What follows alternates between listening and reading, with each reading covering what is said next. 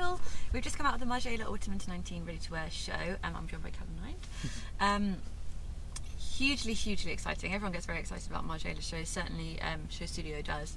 And particularly as the artisanal was such a move into vivacious colours and print, and this move into decadence. So previously we've been looking at Galliano at Margiela had been looking at tech and this consumption and the decadence of consumption and taking everything in, and this new luxury and just consuming and buying and just absorbing everything. And so this collection was almost a rebuttal to that. We had thought that the ready-to-wear would be a continuation of the artisanal in kind of colour and print, but actually it was a rebuttal. So still in keeping with decadence, but a minimalism as an answer to that, which I thought was really interesting. The first looks came out, and at first I was like, oh, okay, and a reconstructed Macintosh, we've had those before. I mean, they're still beautiful with the raw hem and the exposed stitching, but I was like, oh, I don't know, more of the same. And then bam, this fantastic Glam Slam-esque puffer jacket comes out. It's super sheer organza, and filled, the stuffing of the puffer is exposed, and it's got those wonderful Glam Slam upholstery, that's the word I was going for, thank you. And then more colour starts to flow. We have amazing Jacquard jeans with incredible prints. There's digital prints that are a little bit of a continuation from artisanal, in silks on the back of jackets, and then there's all these wonderful elements that you might miss, but we've picked up from Galliano's podcast, which he releases with the press release just before the show. So trousers laid flat and cut into dresses, but the waistband and zip and chain that you would get with the trouser are left all intact. So all that wonderful Margiela cut and paste and deconstructing in the vein of decadence, which was fantastic. The music was really key here. So it was Tchaikovsky's Swan Lake. So we had the main Swan Lake song, and then also I think the chorus Signet Dance. And that kind of came through in some of the hair pieces and the makeup. There was one model who was in a fantastic Glam Slam long coat, so as if the bag had morphed into a long puffer and it was kind of swaddled around him, and they walked with a little bit of a swagger and a gait as well, which was fantastic. So the Swan Lake makeup and hair, feathers kind of casing their head, and in some cases there were feathers coming from the inside of the coat as well.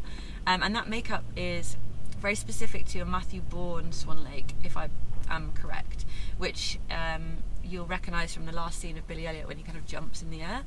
So super masculine energy with the Swan Lake, which I really like, because it's really easy to make it kind of quintessentially feminine when you hear Swan Lake and you hear dainty and you hear Peter Patter and all and such. But actually these were real lovely kind of grounded pieces, and I love the reference to Swan Lake. I thought it was really interesting, and also it's a tale of kind of unrest and feeling uncomfortable in the skin you're in, and I love that that kind of came across in the clothes, and the pulling of this and the tugging of that, and maybe reinventing yourself in it with a Glam Slam coat, for example. So I thought it was absolutely spectacular collection, shock horror.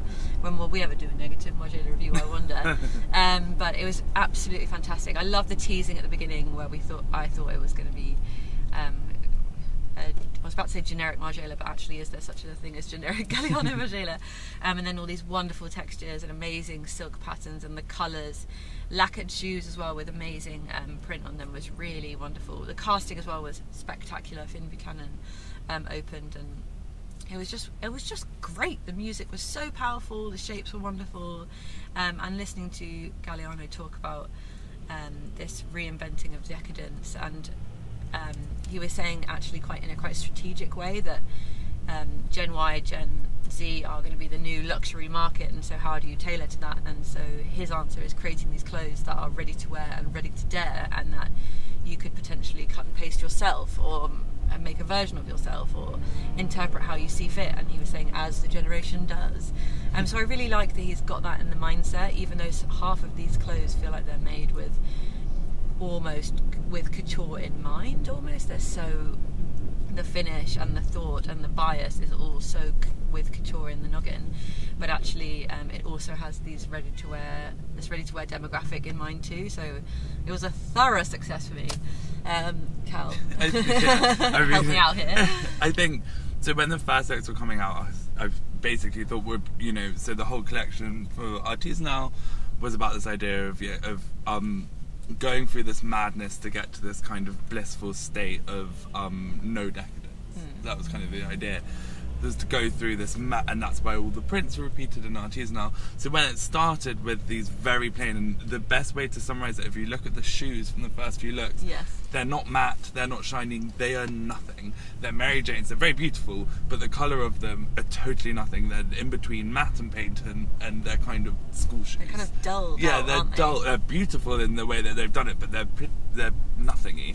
And it made me laugh. I thought, he's playing with us. Where's this going to come? And slowly, these prints started creeping in on the back of jackets. So from the front, sadly, people won't see, which I think you might not see from the runway images. From runway images, which is everything you're told not to do as a designer, is design on the back. You're supposed to design everything on the front, because obviously catwalk images.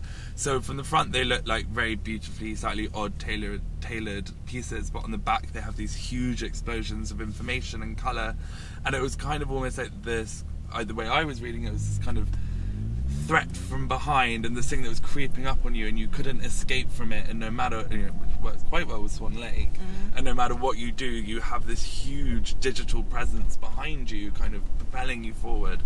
And the reason that we react and people react so well to John not only is because of the storytelling, but also because it's incredibly poetic way of looking at real struggles that we're in as creatures, as humans, and how we communicate, and how and if fashion is anything, it's a communication device of how we present ourselves to the world. So to play back onto that, I just think is so stunning, and it's so exciting to be one of the 600 people sitting in this room and be able to experience this kind of.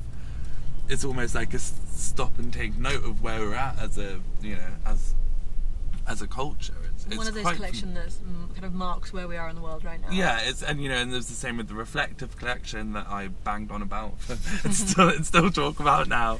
But it just for anyone who doesn't necessarily understand, they like Margiela, but the reason that people are so excited about it, not just because of John and the person that he is, but because it really feels from when we're out here doing shows that this is something slightly bigger than that actually, and it really feels quite monumentous to be there and wear this house that for a while was almost defunct. Margiela, it was making great clothes, but it wasn't making headlines, it wasn't pushing something forward, whereas when Martin was there, it really was the forefront. And John says in his podcast that he went in with a plan to make it the kind of most avant-garde and the most exciting couture house again, and it's really worked. Yeah. But it's one of those things that's some people ask me and say I love it, but where do you read all of this? But being at the show, and I would advise anyone to listen to the podcast, because as soon as you start to get yourself into this mindset and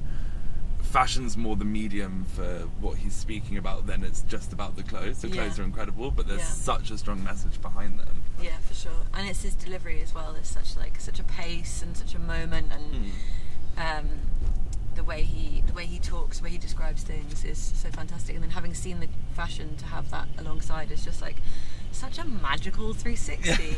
And he speaks about his team so much, and obviously he has his internal team at Margiela that are absolutely incredible with all the interns. But he's also curated a really great team of Jess Hallett casting, and then also Katy England styling.